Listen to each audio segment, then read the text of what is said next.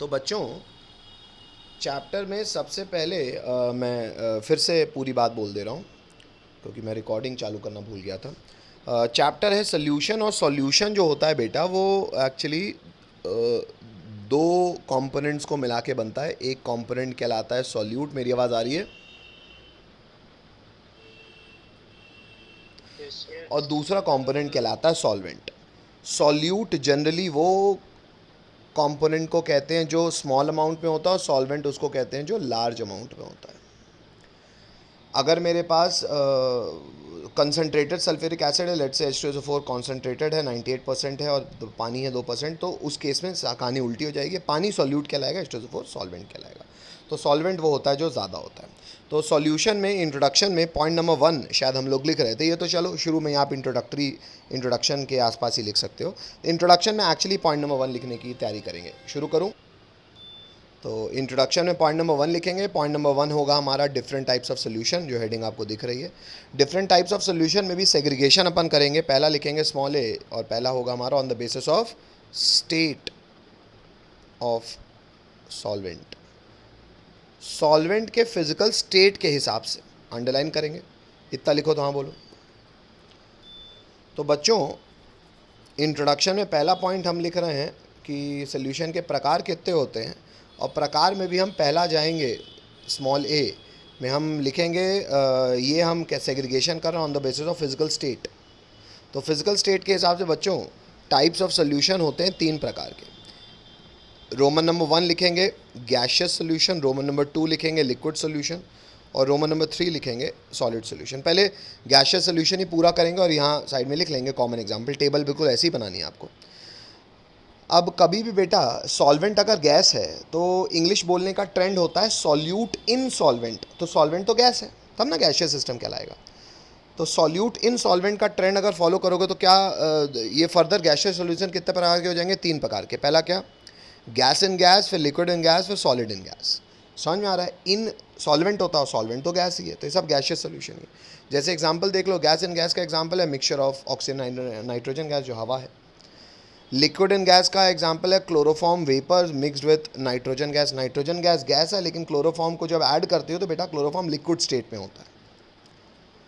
फिर वो धीरे धीरे हवा के साथ मिक्स हो जाता है, लेकिन रहता वो लिक्विड स्टेट में, तो लिक्विड इन गैस हुआ। और क्योंकि क्लोरोफॉर्म कम है और कम चीज़ सॉल्यूट है।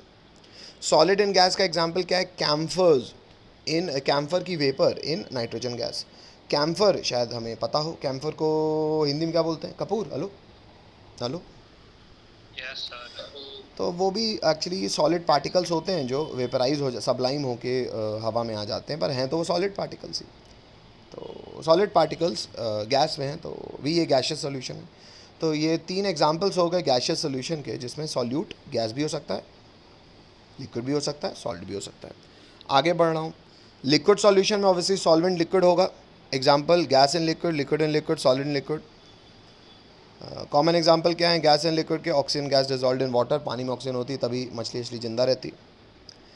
इथेनॉल डिजॉल्व इन वाटर, जो शायद रात में आप लोग अपने घरों में या अपने किसी बाहर दो पड़ोसियों के यहाँ देखोगे। दारू में पानी, सॉल्वेंट पानी, थोड़ी सी दारू, इथेनॉल सॉल्यूट। तो लिक्विड इन लिक्विड भी सोल्यूशन होता है। Solid in liquid, sucrose dissolve in water, चीनी सुक्रोज ही है एक तरफ से, हालांकि एक्चुअली सुक्रोज हो गया C12H22O11। इतनी बात समझ में आती है शायद? लिखो तो हाँ बोलो। आगे बढ़ते हैं बच्चों। रोमन नंबर 3 लिखेंगे बेटा। रोमन नंबर 3 है सॉलिड सोल्यूशन। क्या सॉलिड सोल्यूशन भी संभव है? हाँ बिल्कुल संभव है। लिखेंगे बेटा, रुक जाओ बच्चा आ रहा है। सॉलिड सोल्यूशन में लिखेंगे बच्चों, इसमें सॉल्वेंट सॉलिड होगा, यानी कि gas and solid, liquid and solid, solid and solid 3 प्रकार हो सकता है। गैस एंड सॉलिड के एग्जांपल क्या है? Solution of hydrogen, solution of hydrogen in palladium. अब एक्चुअली क्या होता है, पैलेडियम एक सॉलिड है। गैस कभी भी सॉलिड पे जाती है ना तो एडजॉर्ब हो जाती है। एडजॉर्ब मतलब सरफेस में चिपकना। सरफेस में चिपकना का फिनोमेना को एड्जॉर्प्शन कहते हैं। ये शायद आपको पता होगा, नहीं पता तो आज से पता रखिए। पर सर कोई सरफेस में ही क्यों चिपकता है, इसके बारे में चर्चा करेंगे सरफेस केमिस्ट्री में डिटेल में। फिलहाल केवल आप ये जान लीजिए कि कभी भी कोई गैस को किसी भी सॉलिड में पास किया जाता है तो उसके सरफेस में जाके चिपक जाती है, जिसको एडसॉर्प्शन कहते हैं, है ना। कायदे से सॉलिड ज़्यादा होगा और गैस सरफेस में बस चिपकी है तो कमी होगी, जितना सरफेस होगा उतनी जगह चिपके, अंदर थोड़ी चिपक पाएगी। तो सॉल्यूट कम है तो गैस सॉल्यूट बन जाएगी और सॉलिड सॉल्वेंट बन जाएगा। लिक्विड एंड सॉलिड का एग्जांपल क्या है? Amalgam of mercury with sodium. Actually mercury के साथ कभी भी किसी दूसरे मेटल का अलॉय बनता है तो अमलगम कहलाता है। तो शायद कई लोग इसे कैरमल भी कहते हैं। आपने कभी एक्लेयर्स या ये सब की एक तरह में चॉकलेट आती, बाहर से वो अंदर से चॉकलेटी, बाहर से सॉलिड अंदर से लिक्विड। तो लिक्विड अंदर मर्करी है और बाहर कवरिंग सोडियम की हो जाएगी। तो इसलिए मर्करी के साथ बनने वाले अलॉय क्या कहलाते हैं बच्चों? अमलगम, है ना।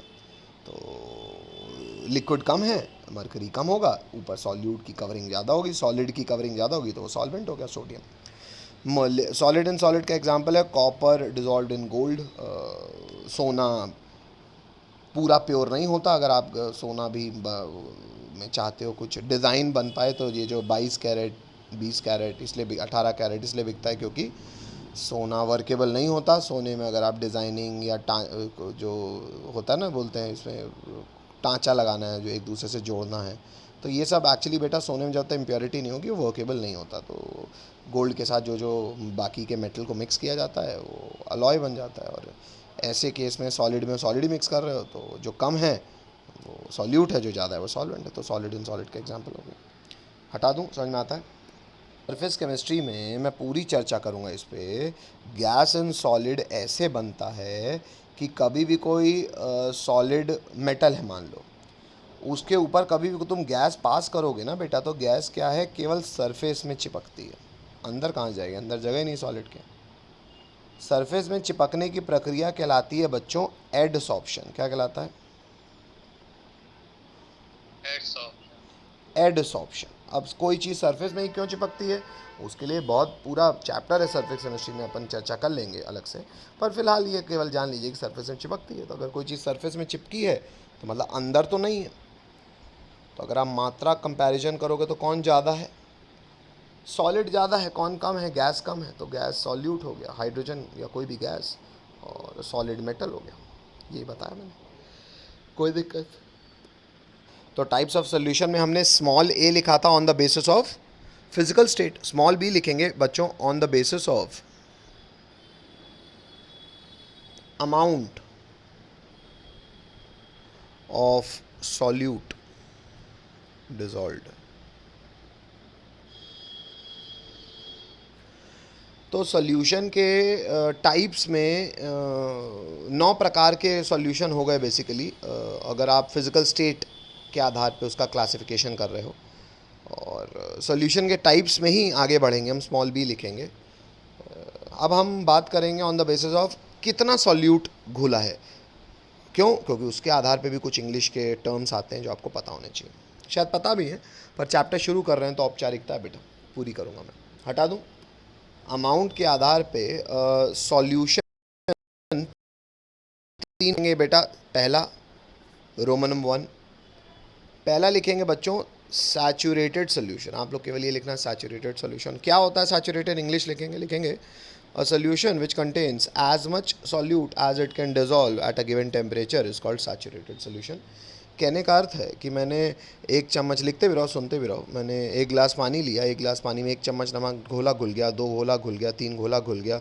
जैसे मैंने चौथे चम्मच का एक बूंद, एक हल्का सा कण डाला तो वो जो सॉल्ट था वो अब घुला नहीं, अब वो नीचे सेटल हो रहा है। इसका अर्थ है कि बस पानी जो तुम लिए हो रूम टेम्परेचर पे इतना ही घुल पाएगा। तो अब वो 3 चम्मच घुलने के बाद वो सोल्यूशन क्या कहलाएगा? Saturated solution. मतलब बस अब इस टेम्परेचर पे और नमक नहीं घुल सकता। हाँ, हो सकता है तुम टेम्परेचर बढ़ा लो, गर्म कर दो, ठंडा कर दो तो ज़्यादा घुल जाए, वो हमको मतलब नहीं, इस टेम्परेचर पे। तो एट अ गिवन टेम्परेचर जितना सॉल्यूट अलाउड है उतना घुल गया अगर, तो आज से उस इंग्लिश में सोल्यूशन को हम कहेंगे सैचुरेटेड सोल्यूशन। हेलो, आगे बढ़ते हैं बच्चों। रोमन नंबर 2 लिखेंगे बेटा अनसैचुरेटेड सोल्यूशन। अनसैचुरेटेड सोल्यूशन है रोमन नंबर 2, इंग्लिश लिखेंगे a solution which contains lesser solute than the amount of solute it can dissolve is called unsaturated solution. मतलब मैंने अभी आपको एक एग्जांपल दिया कि भाई एक गिलास पानी में अगर 3 चम्मच नमक मास्टर डाल सकते हैं तो 1 चम्मच नमक डालने के बाद वो सोल्यूशन क्या कहलाएगा? अनसैचुरेटेड। कि भैया तू अभी और डाल सकता है। समझ में आता है शायद सबको। तीसरा लिखेंगे बच्चों, कंटिन्यूशन में लिखेंगे, पहले इंग्लिश लिख लीजिएगा, सुपर सैचुरेटेड सोल्यूशन। फिर सुपर सैचुरेटेड के लिए इंग्लिश लिखना कि a solution which contain more solute than the amount of solute it can dissolve at a particular temperature. मतलब जैसे मैंने एक एग्जांपल दिया कि एक गिलास पानी में 3 चम्मच रूम टेम्परेचर पर घुल जाएगा। मैंने काम किया, मैंने पानी का टेम्परेचर बढ़ा दिया। अब टेम्परेचर बढ़ाया और मैंने 3 की जगह 10 चम्मच घोल लिया, क्योंकि अधिक टेम्परेचर पे ज़्यादा घुल सकता है। ऐसा सबके साथ नहीं होता, पर हाँ नमक के साथ होता है, कॉमन सॉल्ट NaCl के साथ। तो अब कायदे, और फिर मैंने उसको फिर ठंडा कर दिया, मतलब रूम टेम्परेचर पे ले आया। तो अब ऐसा थोड़ी है कि ठंडा कर दोगे तो वो नमक छिटल जाएगा, नहीं रहेगा तो उसी के अंदर। लेकिन अब रूम टेम्परेचर पे कायदे से उस पर 10 चम्मच चीनी डिजॉल्व है। कैसे किया मतलब नहीं, पर है तो रूम टेम्परेचर में अगर 10 चम्मच डिजॉल्व है और परमिसेबल कितनी थी 3 चम्मच, तो वो क्या कहलाएगा? Super saturated. हेलो, नहीं समझ पा रहे? Hello, Yes, sir. छापो तो हाँ बोलो। तो हमारी सारी पढ़ाई कहाँ फोकस्ड है बच्चों? बोलो। Liquid solution. Hello. Liquid solution. जो थोड़ा बहुत और जानकारियाँ NCERT आपको 11-12 JEE के लेवल तक पहुँचती है वो मैं ज़रूर लिखवा दूंगा। पर फिलहाल मैं अब जब इंट्रोडक्शन में ही आगे बढ़ रहा हूँ, मैं अलग से इसको वो नहीं करा रहा, पर अब मैं कुछ टाइप्स ऑफ सोल्यूशन के बारे में प्रिसाइज बात करना चाहूँगा, और उसे मैं इंट्रोडक्शन में पॉइंट क्रमांक 2 बनवा रहा हूँ। चलो, तो इंट्रोडक्शन बच्चों, बेटा पॉइंट क्रमांक 2 में सबसे पहले हम लोग लिखेंगे, सॉल्युबिलिटी को डिफाइन करेंगे। सॉल्युबिलिटी होती क्या है सर? पता है सबको, फिर भी थोड़ा सा डिफाइन करेंगे सॉल्युबिलिटी। शुरू करूं? Yes, sir. अब सॉल्युबिलिटी को सबसे पहले इंग्लिश लिखेंगे बच्चों। लिखेंगे, solubility of a substance is its maximum amount that can be dissolved in a specified amount of solvent at a particular temperature, at a specified temperature. Next line से para change करके लिखेंगे, ये depend करती है, it depends upon the solute और solvent का nature as well as temperature and pressure. तो solubility का अर्थ है कि मैं कहता हूँ तुम सॉल्वेंट किसी को भी बना लो और सॉल्यूट भी किसी को भी बना लो। कोई भी सॉल्यूट किसी भी पर्टिकुलर सॉल्वेंट में किसी पर्टिकुलर टेम्परेचर पे कितना डिजॉल्व होगा, ये डिपेंड करेगा कि सॉल्यूट और सॉल्वेंट में आपस में अट्रैक्शन फोर्स है कि नहीं है, लाइक डिजॉल्व लाइक का कंसेप्ट, और साथ ही साथ टेम्परेचर कितना है, साथ ही साथ प्रेशर कितना है, ये सब मैटर करेगा किसी भी सॉल्यूट का किसी भी सॉल्वेंट में डिजॉल्व होने के अमाउंट को कंट्रोल करने में। और जितना घुल पाएगा उसे सॉल्युबिलिटी कहेंगे। कोई दिक्कत?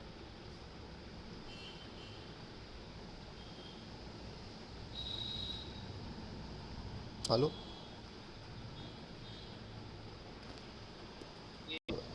सॉल्युबिलिटी में आगे बढ़ के मैं टाइप्स ऑफ सॉल्यूशन में ही डिस्कशन करना चाह रहा था, पर क्योंकि मैंने NCERT खोल दी है तो मैं NCERT के हिसाब से ही काम करने में ज़्यादा यकीन रख रहा हूँ, क्योंकि मेरे पास मिल गई। तो अब मैं एक्चुअली पहले मेरे पास सिंगेज से मैं फ़ोटो खींच रहा था, तो अब ये है तो बेटा यही ज़्यादा उचित है। रुक मैं इसलिए रहा हूँ सॉल्युबिलिटी की डेफिनेशन लिखवाने के बाद कि एक्चुअली बेटा कभी भी कोई भी सॉल्यूट सॉल्वेंट में कितना घुला है, ज़्यादा घुला है कि नहीं घुला है, ये सब निकालने के लिए कुछ कंसंट्रेशन टर्म्स डिफाइंड है। मतलब हर बार आपको सवाल सिंपली ये नहीं बताएगा कि इतना ग्राम इतने में डाल दिया। कई बार कुछ कंसंट्रेशन टर्म्स के इस्तेमाल से सवाल आपको बताएगा कि सॉल्युबिलिटी मतलब कितना अमाउंट डिज़ोल्व्ड है। तो उसके लिए हमें आवश्यकता क्या है सर? कंसंट्रेशन टर्म्स जानने की। सोल्यूशन में कंसंट्रेशन कैसा है उसके कुछ टर्म्स डिफाइंड है। आपने शायद 11th में पढ़े भी होंगे, लेकिन क्योंकि 11th नाम आ गया तो मैं मान रहा हूँ आपने ही नहीं पढ़ा। तो बच्चों इंट्रोडक्शन में पॉइंट क्रमांक 3 लिखेंगे, और तीसरा पॉइंट होगा हमारा एक्सप्रेसिंग कंसंट्रेशन ऑफ सॉल्यूशंस। और इन्हें हम कंसंट्रेशन टर्म्स भी कह सकते हैं देसी भाषा में। तो कंसंट्रेशन टर्म्स में बच्चों सबसे पहला कंसंट्रेशन टर्म लिखेंगे पॉइंट नंबर 1, मास परसेंट, जिसे हम रिप्रेजेंट करते हैं W/W से। तो अगर हमसे कोई कहता है कि मास percent of a component, component कुछ भी हो सकता है, ABC, सॉल्यूशन मान लो 4 लोग से मिलकर बना ABCD, कोई आपसे पूछ रहा है मास परसेंट ऑफ A बताओ, तो मास परसेंट किसी भी कंपोनेंट का निकालने का फॉर्मूला होगा बच्चों, mass of component in the solution upon total mass of solution into 100। शायद आपको समझ में आ रहा होगा, लिखो तो मैं फिर से एक बार रिपीट कर दे रहा हूँ। रोमन नंबर 2 है वॉल्यूम परसेंटेज, जिसको V/V बोलते हैं। वॉल्यूम परसेंट किसी भी कंपोनेंट का क्या होता है, कंपोनेंट को आप सॉल्यूट बोल सकते हो। तो वजन ऑफ सॉल्यूट अपॉन टोटल वजन ऑफ सॉल्यूशन, तो यहाँ पे लिखा है volume of component upon total volume of solution into 100। अगर आप गौर करोगे बच्चों तो चाहे मास हो चाहे वॉल्यूम हो, यहाँ पे मैंने यूनिट इसलिए मैं नहीं मेंशन की कि न्यूमरेटर में जिस यूनिट पुट करना डिनोमिनेटर में भी सेम यूनिट में पुट करना, क्योंकि यूनिट तो कटनी पड़ेगी। ऐसा थोड़ी करोगे एक को ml में करोगे दूसरे को लीटर में पुट करोगे, दोनों को सेम यूनिट में पुट करोगे। हेलो, इससे मैंने कोई यूनिट बताई नहीं, कोई दिक्कत। चलो बच्चों, कंसंट्रेशन टर्म में रोमन नंबर 3 लिखेंगे बच्चों। रोमन नंबर 3 होगा बेटा मास बाय वॉल्यूम परसेंटेज, जिसको W/V कहते हैं। एक्चुअली अगर आप गौर करोगे, कभी भी आप अपने घर में रूह अफ़ज़ा या ठंडाई की बॉटल उठा के देखो तो वहाँ पे volume by volume he use होता है। मतलब आप में वहाँ लिखा रहेगा एवरी 100 ml कंटेन्स इतना ml मैग्नीशियम, इतना ml जिंक, इतना ml ये फला, इतना ml ये, मतलब वॉल्यूम बाय वॉल्यूम आप हमेशा ऐसे सिरप ऐसे ठंडाई या रूह अफ़ज़ा में देखोगे। मैगी का पैकेट उठाना तो लिखा रहेगा एवरी 100 ग्राम कंटेन इतना मिलीग्राम कैल्शियम, इतना मिलीग्राम फैट, इतना मिलीग्राम प्रोटीन, इतना मिलीग्राम अदरक लहसुन, तो वहाँ वेट बाय वेट परसेंटेज है। लेकिन वही आप अगर आप सिरप की बॉटल उठा के देखोगे, अगर आपके घर में अगर कोई सिरप आपने आजकल में पिया हो तो उसकी बॉटल ऑब्जर्व करना बेटा, वहाँ पे लिखा रहेगा एवरी 100 ml कंटेन्स इतना मिलीग्राम, मतलब वहाँ पे वॉल्यूम में वजन का उल्लेख होता है। तो ये एक्चुअली इसलिए अलग अलग कंसंट्रेशन टर्म है, क्योंकि अलग अलग इंडस्ट्रीज़ में अलग अलग स्पेसिफिकेशंस यूज़ होते हैं, तो ये कंसंट्रेशन टर्म डिफाइन किए हुए हैं। तो मास बाय वॉल्यूम परसेंटेज क्या है बेटा, मैं सीधा क्योंकि यहाँ लिखा नहीं है तो मैं लिख देता हूँ, फॉर्मूला लिखेंगे इक्वल टू करके सीधा। मास ऊपर है बच्चों, तो ये ऊपर आ जाएगा वेट ऑफ सॉल्यूट अपॉन, नीचे क्या आएगा बच्चों, वॉल्यूम ऑफ सोल्यूशन, क्योंकि नीचे डिनोमिनेटर में तो हमेशा फुल का लिया जाता है। अच्छा, लेकिन यहाँ पे बेटा मैं डिफाइन कर रहा हूँ, क्या वजन तुम्हारा मनमर्जी ना चलेगी, ग्राम में ही पुट करना है। वॉल्यूम तुम्हारी मनमर्जी ना चलेगी, ml में ही पुट करना है। डेफिनेशन डिफाइन किया हुआ है इनटू 100। मेरी बात समझ रहे हो? तो आप इसको रीड करोगे तो कैसे करोगे कि mass by volume percentage is equal to weight of solute in gram upon volume of solution in ml into 100। ठीक है, चलो। अब बेटा 100 तो परसेंटेज होता है, और एक कंपोनेंट एक सिस्टम इसी में चलता है जिसे कहते हैं पार्ट्स पर मिलियन। वो अगला है, पर पहले इसको लिखो तो हाँ बोलो, फिर आगे बढ़ते हैं और सुनते भी रहो वैसे इसको लिखते हुए, कि पार्ट्स पर मिलियन, जैसे परसेंटेज 100 में होता है वैसे पार्ट्स पर मिलियन बेटा 1 मिलियन होता है 10 लाख। 10 लाख मतलब 10 की पावर 6। तो कई बार ना पार्ट्स पर मिलियन का भी कैटेगराइजेशन काम आता है सॉल्यूशंस के केस में, क्योंकि कुछ लोगों का पार्ट्स पर मतलब 1 मिलियन यानी कि 10 लाख में 4-6 होना ही बहुत मैटर कर जाता है। कुछ ऐसे हार्मफुल सब्सटेंसेस होते हैं, जैसे आज की तारीख में हम समझ भी सकते हैं कि 10 लाख लोगों में अगर 4 लोगों को कोरोना है तो ये भी एक विवाद का विषय है। हेलो, क्योंकि बहुत ख़तरनाक बात है कि 4 से भी हो सकता है वापस 4 लाख हो जाए। Hello hello, Yes, sir. तो कई बार कई केसेस में वैसे ही सोल्यूशन, जैसे पानी होता है भाई, फैक्ट्रियों के आसपास पोल्यूशन विभाग वाले क्या करते हैं, फैक्ट्रियों से टैक्स लेते हैं एक्स्ट्रा अलग से, और उनका गाइडलाइन यही रहती है कि उनके आसपास की चीज़ों सैम्पलिंग करके पार्ट्स पर मिलियन ही निकालते हैं, क्योंकि इसमें प्रिडिक्शन हो जाता है कि अगर इतने मिलियन में इतने आ गया तो आगे ऐसा करते रहे तो बढ़ जाएगा, तो फिर और कुछ नियम लगाते हैं। आसपास का जो लेक होता है, पॉन्ड होता है, तो उसमें वो पार्ट्स पर मिलियन का ही इस्तेमाल करते हैं कि हार्मफुल सब्सटेंस कितना है, ऐसा नहीं कि ढेरों में नहीं होता। चलो हटा दूं इसको। Yes, sir. तो पार्ट्स पर मिलियन कंसंट्रेशन टर्म में आगे बढ़ेंगे बच्चों, लिखेंगे रोमन नंबर 4, और रोमन नंबर 4 यही है बेटा, पार्ट्स पर मिलियन। पार्ट्स पर मिलियन का फॉर्मूला हो जाता है बच्चों, इसमें आप कुछ भी किसी टर्म में भी किया जा सकता है, जो ऊपर आपने किया ना, वेट बाय वेट भी हो सकता है, वॉल्यूम बाय वॉल्यूम भी हो सकता है, मास बाय वॉल्यूम भी हो सकता है, या संख्या भी हो सकता है, यानी कि number of parts of component upon total number of parts of all component. मतलब नीचे सारे सोल्यूशन का टोटल और ऊपर किसी एक पर्टिकुलर कंपोनेंट का टोटल इंटू 100 ना करके 10⁶, क्यों? 1 मिलियन यानी कि 10 लाख में 10⁶ होता है। तो करने को यहाँ पे वेट बाय वेट भी कर सकते थे कि weight of solute upon weight of solution, volume of solute upon volume of solution, और weight of solute upon volume of solution या संख्या। तो पार्ट्स पर मिलियन में केवल ये मिलियन का मतलब है, बाकी रेशियो आप किसी भी चीज़ का ले सकते हो। बस ऊपर जो लेना न्यूमरेटर में, डिनोमिनेटर वही लेना। ऊपर नंबर लोगे तो नीचे भी नंबर लेना, ऊपर वजन लोगे तो नीचे भी वजन लेना। मास बाय वॉल्यूम लोगे तो ऊपर मास ऑफ सॉल्यूट, नीचे वॉल्यूम सॉल्यूशन। किसी टर्म में भी पार्ट्स पर मिलियन में निकाला जा सकता है। आगे बढ़ूँ, लिख लिया हमारा पांचवा रोमन नंबर 5 है मोल फ्रैक्शन। तो मोल फ्रैक्शन किसी भी कंपोनेंट का वो होता है, न्यूमरेटर में पुट करते हैं अपन number of moles of that component upon total number of moles of all components. इसको एग्जांपल करके लिख भी लीजिएगा, क्योंकि आपको स्कूल लेवल में भी बोर्ड लेवल में भी काम आएगा। क्या कि for example in a binary mixture if number of moles of A and B are Na and Nb respectively. भाई कोई सोल्यूशन मान लो ए और बी को मिक्स करके बना है, मुझे नहीं पता कौन सॉल्यूट कौन सॉल्वेंट, ए और बी को मिक्स करके बना है, ठीक है। तो मोल फ्रैक्शन ऑफ ए क्या होगा बच्चों? मोल फ्रैक्शन को रिप्रेजेंट करते हैं बच्चों कैपिटल एक्स से, तो आप लोग भी यहाँ बड़ा एक्स लिखना, मैं इसको अच्छे से लिख देता हूँ, आप लोग भी यहाँ कैपिटल एक्स लिखना। तो mole fraction of component A का फॉर्मूला क्या हो जाएगा बेटा? Number of moles of A upon number of moles of A plus number of moles of B. Hello, लिखो तो, हाँ बोलो। तो अगर एक्स बी हो गया N B upon N A plus N B, और बाइनरी सोल्यूशन है यानी कि दो ही कॉम्पोनेंट है ए और बी, तो ज़रा मुझे नेक्स्ट लाइन से ये बताओ mole fraction of A plus mole fraction of B किसके बराबर हो जाएगा?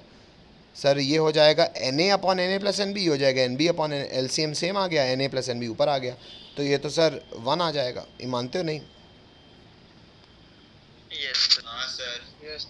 एक्चुअली ये सच्चाई भी है। पहले इतना लिखो तो हाँ बोलो, सच्चाई क्या है? लिखते भी रहो सुनते भी रहो कि मोल फ्रैक्शन सारे कंपोनेंट्स का अगर जोड़ दोगे सोल्यूशन का, सारे कंपोनेंट का, फिलहाल मैं मान रहा हूँ बाइनरी मतलब दो ही हैं, तो दोनों का मोल फ्रैक्शन मैंने जोड़ दिया अगर, तो हमेशा समेशन क्या आएगा मोल फ्रैक्शन ऑफ ऑल कंपोनेंट्स का?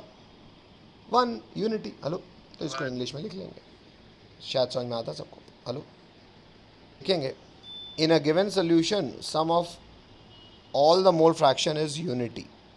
ये हमेशा सच्चाई है, तो लिख भी लो, लिखो तो हाँ बोलो। क्रमांक तक लिख लिया है? हाँ बेटा, 5। रोमन नंबर 6 लिखेंगे बच्चों, और कुछ फेमस कंसंट्रेशन टर्म्स हैं जो आपको पता होने चाहिए, और उसमें सबसे पहला लिखेंगे मोलारिटी, और ब्रैकेट में लिख लेंगे कैपिटल एम। शायद 11 में सुना भी होगा आपने, नहीं सुना तो सुनिए, बहुत ज़रूरी है। मोलारिटी क्या होता है? It is equal to moles of solute numerator में upon volume of solution in litres, ये डिनोमिनेटर में। इसको थोड़ा सा सिंबल में भी मैं आपको लिखवाना चाहूँगा, क्योंकि बड़ा ज़रूरी फॉर्मूले होते हैं ये। तो मोलारिटी जो होती है ये होता है number of moles of solute. अब थोड़ा सा एक ट्रेंड जान लो बेटा सिंबल लिखने का। बेटा सॉल्यूट हम कभी सबस्क्रिप्ट में नहीं लिखते, क्योंकि कुछ नहीं लिखा है मतलब सॉल्यूट की ही बात की जा रही है, क्योंकि सोल्यूशन की प्रॉपर्टी डिसाइड ही कौन करता है? सॉल्यूट। भाई पानी में नमक है या पानी में चीनी है, वही ना मेन प्रॉपर्टी डिसाइड करता है, नमक या चीनी भले कम हो। तो सॉल्यूट कुछ नहीं लिखा है, तो सॉल्यूट अपॉन सॉल्वेंट या सोल्यूशन की बात होगी तो हम बिल्कुल मेंशन करेंगे, तो वॉल्यूम ऑफ सॉल्यूशन है तो लिखा, और वॉल्यूम लीटर में पुट किया जाता है। तो इसको डब्बे में ऐसे लिख के बंद भी कर दीजिएगा सिंबल के रूप में। कुछ और फॉर्मूले शायद हम लोग 11 से जानते हैं, नहीं जानते तो मैं आपको अभी बता भी रहा हूँ। नंबर ऑफ मोल्स कई बार बेटा नहीं दिए रहते, वजन दिया रहता है सॉल्यूट का। नंबर ऑफ मोल्स निकालने का तरीका होता है वेट ऑफ सॉल्यूट इन ग्राम, कुछ नहीं लिखा है मतलब सॉल्यूट अपॉन मोलर मास, क्योंकि बेटा मोलर मास जो होता है वो हमेशा किस में आता है? बोलो, मोलर मास हमेशा किस में आता है? ग्राम में। इसलिए वेट ऑफ सॉल्यूट हमेशा किस में पुट करना है बेटा?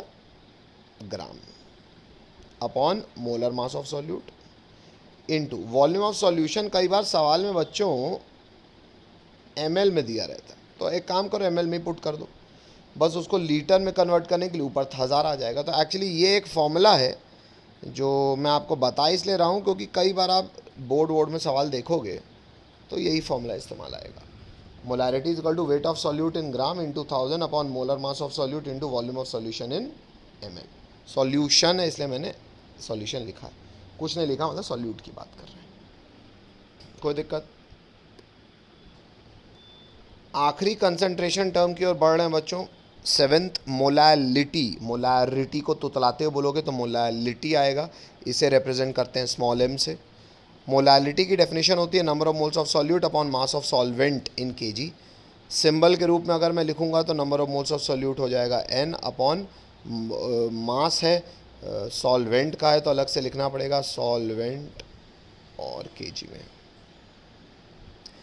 और करके आप नेक्स्ट टाइम से लिख सकते हैं वही वाली बात कि कई बार वजन नहीं दिया रहता है तो वेट ऑफ सॉल्यूट ग्राम में ही पुट करना है, भले जिसमें भी दिया हो, क्योंकि मोलर मास ग्राम में आएगा, इनटू वेट ऑफ सॉल्वेंट। कई बार सवाल में ग्राम में दिया रहता है तो ग्राम में ही पुट कर दो, बस उसको केजी में कन्वर्ट करने के ऊपर 1000 आ जाएगा।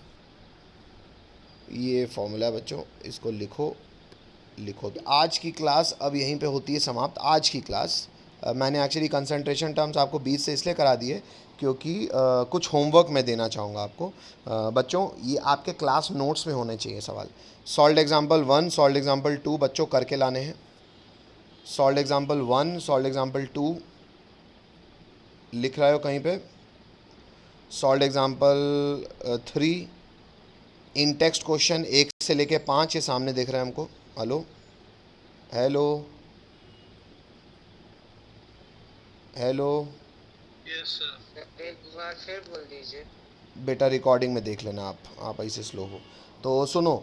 बच्चों उतना काम करने के बाद मैं एक्चुअली मोलैरिटी से रिलेटेड कुछ और बातें पढ़ाऊंगा आप लोगों को, लेकिन पहले ही बोल दे रहा हूँ मैं नोट डाल के वो चीज़ें करवाऊंगा और वो नोट में मैं जेई भी लिखवा दूंगा। क्यों? क्योंकि बेटा वो जो चीज़ें मैं आपको बताऊंगा वो भले एनसीईआरटी की एक्सरसाइज में हैं, पर बेटा ये बोर्ड के लिए आप इसको क्रॉस चेक भी कर लोगे जब आप बोर्ड के आर्काइव्स करोगे। बोर्ड के लिए आप बहुत आवश्यकता नहीं पड़ेगी आपको इन चीज़ों की। एनसीईआरटी एक्सरसाइज की भी आपको केवल बोर्ड में मान लिया न्यूमेरिकल्स आते हैं, लेकिन बोर्ड के न्यूमेरिकल्स बच्चों सॉल्व्ड एग्जाम्पल और इन टेक्स्ट क्वेश्चन करके हो जाते हैं। हेलो हेलो हाँ, तो सॉल्व्ड एग्जाम्पल के 3 सवाल हैं और इन टेक्स्ट क्वेश्चन के शुरू के शायद उसी के नीचे 4-5 सवाल हैं। वो आपको अपने क्लास नोट्स में करने हैं और वो सबको करने हैं। सॉल्व्ड एग्जाम्पल और इन टेक्स्ट क्वेश्चन है ना, उसमें आपका बोर्ड्स बहुत अच्छा हो जाएगा, 70 में 70 टाइप्स। अब रही बात ये है एनसीईआरटी एक्सरसाइज का ही होमवर्क है, लेकिन बेटा इसको करने के लिए आपको मेरे कुछ नोट की आवश्यकता पड़ेगी, लेकिन ये बोर्ड के लिए ज़रूरी है भी नहीं, क्योंकि बोर्ड में आज सच इतने अच्छे सवाल नहीं आते। जेई के लिए अन्यथा ज़रूरी। तो मैं काम पूरा कर रहा हूँ क्योंकि एनसीईआरटी का है, तो मैं होमवर्क और आपका बढ़ा रहा हूँ। कहीं लिखते चलो एक्सरसाइज में बेटा क्वेश्चन नंबर 2.4 अटेम्प्ट कर लो, क्या पता आपसे बन भी जाए, लेकिन मैं भी कुछ चर्चा करूँगा, है ना। चलो 2.4 के बाद बेटा 2.5 लिखते चलो कहीं, 2.6, 2.7 और 2.9। ठीक है, हटा दूँ, ये होमवर्क है आपका बच्चों। 2.6 भी हो जाएगा आपसे, 2.7 भी हो जाएगा आपसे, 2.8 भी हो जाएगा आपसे, 2.9 भी हो जाएगा आपसे। बस बेटा इतने सवाल करके ला।